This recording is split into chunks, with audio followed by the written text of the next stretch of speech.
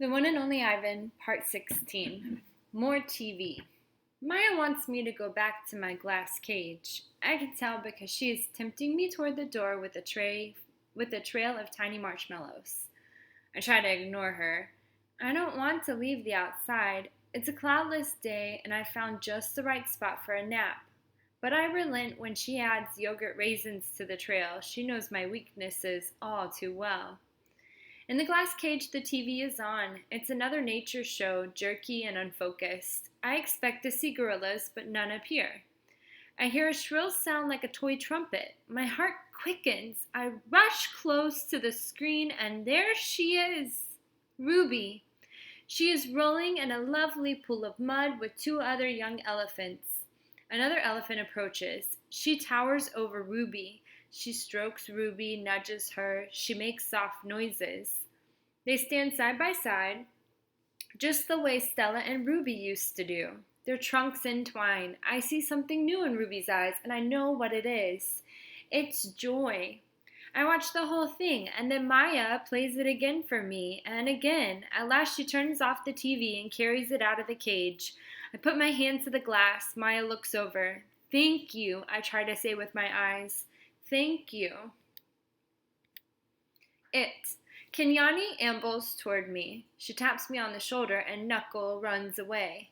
I watch her, arms crossed over my chest. I'm careful not to make a sound. I'm not sure what we're doing.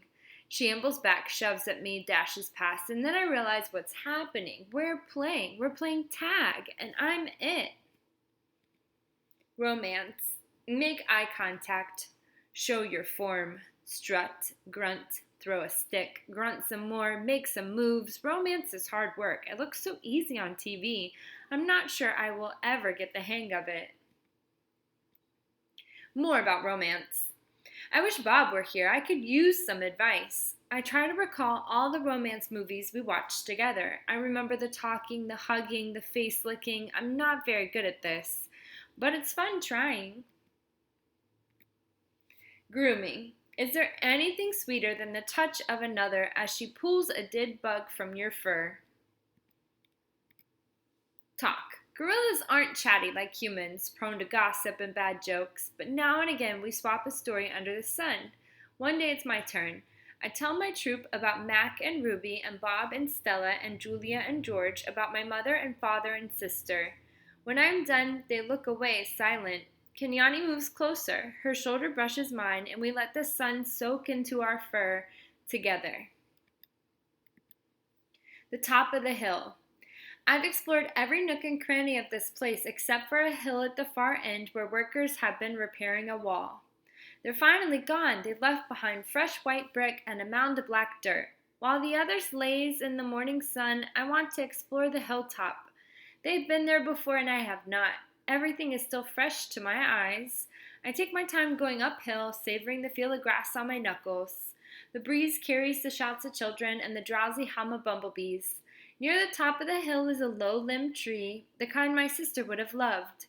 The wall is endless, clean and white, stretching far down to the habitats beyond my own. It's high and wide, carefully built to keep us in and others out. This is, after all, still a cage. It rained last night and the pile of dirt is soft to the touch. I scoop up a handful and breathe in the loamy smell. It's a rich brown color, heavy and cool in my palm, and the wall waits like an endless blank billboard. The wall. It's a big wall, but it's a big pile of dirt, and I'm a big artist.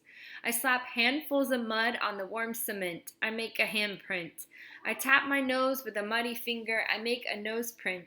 I slide my palms up and down. The mud is thick and hard to use, but I keep moving and scooping and spreading. I don't know what I'm making, and I don't care. I make swoops and swirls and thick lines, figures and shapes, light and shadow. I'm an artist at work. When I'm done, I step back to admire my work, but it's a large canvas, and I'd like to get a better view. I go to the thick-limbed tree and grab the lowest branch. I try to swing my legs. Oomph! I land hard. It's too big to climb, I suppose. I try again anyway, and this time I pull myself onto the first limb, gasping for breath. One more limb, two, and I can't go any further. Perched halfway up the tree, I see my troop still dozing contentedly. I take in the wall, splattered and splashed with mud, not much color, but lots of movement. I like it. It feels dreamy and wild, like something Julia might have made.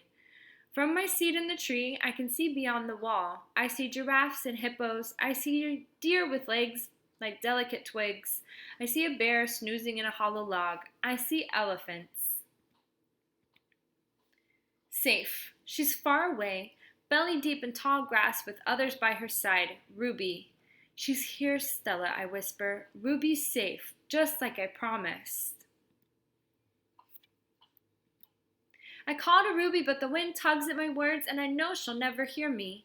Still, Ruby pauses for a second, her ears spread wide like tiny sails. Then, with lumbering grace, she moves on through the grass. Silverback. It's a cloudy evening, chill and drizzly. Dinner is on its way, but I don't care. At night we sleep in our den, but I'm always the last to head inside. I've been inside long enough. This time of day there aren't many visitors, just a few stragglers leaning on the wall that separates us. They point, take a couple of photos, then head over to the nearby giraffes. One of the keepers is beckoning. Reluctantly I turn to go. Out of the corner of my eye I see someone running. I pause. It's a girl with dark hair lugging a backpack. A man follows behind, racing to catch up. Ivan, the girl yells. Ivan! It's Julia! I scramble to the edge of the wide moat that skirts the wall. Julia and George wave to me. I dash back and forth, hooting and grunting, doing a gorilla dance of happiness. Calm down, says a voice. You're behaving like a chimp. I freeze. A tiny nut brown, big-eared head pops out of Julia's backpack. Nice place, Bob says. Bob, I say, it's really you? In the flesh. How? Where? I can't seem to find any words. George's job at the zoo doesn't start till next month, so he and Julia made an agreement. She's walking 3 extra dogs to cover my food, and get this, they're all poodles. You said you didn't want a home, I say. Yeah, Bob says, but Julia's mom likes my company, so I figure I'm doing everybody a favor. It's a win-win. Julia pushes Bob's head back inside her backpack. You're not supposed to be here, she reminds him. Ivan looks great, doesn't he, Jules? George asks. Stronger, happier even. Julia holds up a little photo, but it's too far away for me to see. It's Ruby, Ivan. She's with other elephants now because of you. I know, I want to tell her. I saw with my own eyes. We stare across the expanse that separates us. After a while, George pats Julia's arm. Time to go, Jules. Julia gives a wistful smile. Bye, Ivan. Say hello to your new family. She turns to George. Thank you, Dad. For what? She gestures toward me. For this. I turn to leave. The lamps that light the zoo pathways blink on, blanketing the world with yellow light. I can just make out Bob's little head sticking out of Julia's backpack. You are the one and only Ivan, he calls. I nod, then turn toward my family, my life, my home. Mighty Silverback, I whisper. Only Ivan is a work of fiction, but the inspiration for this imagined tale lies in a true story. Ivan, a real gorilla, now lives at Zoo Atlanta, but on the way to that happy ending, he spent almost 3 decades without seeing another of his own kind. After being captured as an infant in what is now the Democratic Republic of the Congo, Ivan's twin sister died en route to the U.S., or shortly thereafter. Ivan was raised in a home until he became unmanageable. At that point, he was added to an odd collection of animals housed at a circus-themed mall in Washington state. Ivan spent 27 years of his life alone in a cage. Over time, as an understanding of primate needs and behavior grew, public discomfort with Ivan's lonely state grew as well, particularly after he was featured in a National Geographic special entitled The Urban Gorilla. A public outcry followed, including heartfelt letters from children. When the mall where Ivan lived went bankrupt, he was placed on permanent loan to Zoo Atlanta, which houses the largest group of captive western lowland gorillas in the nation. Ivan is now a beloved celebrity at Zoo Atlanta, where he lives contentedly with Kenyani and other gorillas. He is known for his paintings, which are often signed with his thumbprint. Ivan and Kenyani are real gorillas, and so, by the way, is Jambo, whose story Stella tells to Ivan and Bob. But all other characters and situations in this novel are entirely the product of my imagination. When I started to write about the grim facts of Ivan's solitary existence, a new tale slowly began to take shape. At least on the page where anything is possible, I wanted to give Ivan, even while captive behind the walls of his tiny cage, a voice of his own and story to tell. I wanted to give him someone to protect and the chance to be the mighty silverback he was always meant to be.